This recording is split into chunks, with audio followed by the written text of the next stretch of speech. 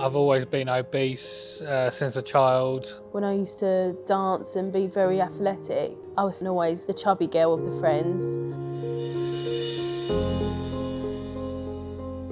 So it includes many risks about the surgery. They trust us. Hello, I'm Chris. I'm from Essex, England. I'm 37 years old and I run a post office in the east of Essex. My name's Catherine, I'm Chris's wife, and I manage a children's home for children that have experienced trauma. We actually met 20 years ago initially. We were sort of childhood sweethearts at our first ever jobs. And then afterwards we went our separate ways. I went off to university, she went off to university. And then we met up 8 years later. Randomly? Yeah, randomly met up. And the rest is history, they say. Got married 3 years later and have been together ever since. I've been big since I remember. I've always been obese since a child. I drastically put on weight over COVID, where it got to a point where I was affecting my walking abilities. I couldn't be able to walk much anymore now. That's what sort of convinced me to take this action. Also myself, I've been obese most of my life, even as a teenager.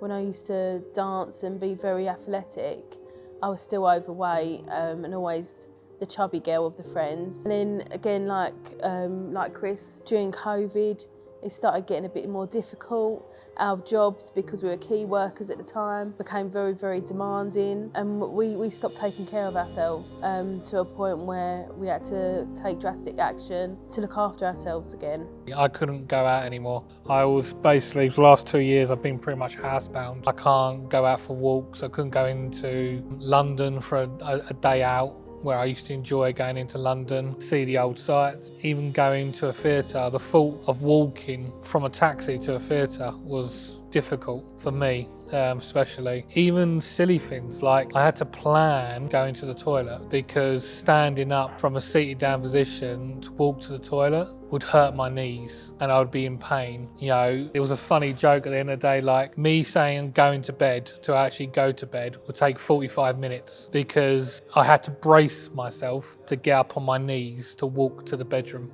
because it would hurt too much. It's a really silly thing, but once you lose it, you don't realise what you've lost. I think like the worst thing for me was the fact that we weren't able to do the things that we used to really enjoy doing together. So, you know, going to comedy club in Leicester Square and like trips to the O2 to go and see concerts and things like that. I couldn't fit in chairs. Even got to a point where I couldn't fit in a normal chair. So we couldn't go to theatres because they didn't fit, you know, I don't blame them, but obviously they don't fit my size. So I would just be incredibly uncomfortable, or I would have to buy 2 seats. We did a lot of research. We had friends and known people that had... We had a personal recommendation at Erdem Hospital and Dr. Adnan himself, didn't we? Yeah. She told us how successful she was with her surgery. She had lost 12 stone in 1 year, which is an amazing amount of weight to lose. So that convinced us to basically go to look at Erdem further, basically follow it up. I've got nothing but positive reviews really. Dr. Adnan, he was very cheerful, very friendly, very welcoming, very considerate and compassionate. I think, you know, when we first arrived, we arrived in the middle of the night and Chris was sort of told he might not be able to do his surgery because his blood pressure was too high. And Dr. Adnan was like, no, like, you know, you need this surgery. It's not a cosmetic procedure for us. This was about, you know... This was life and death. Yeah.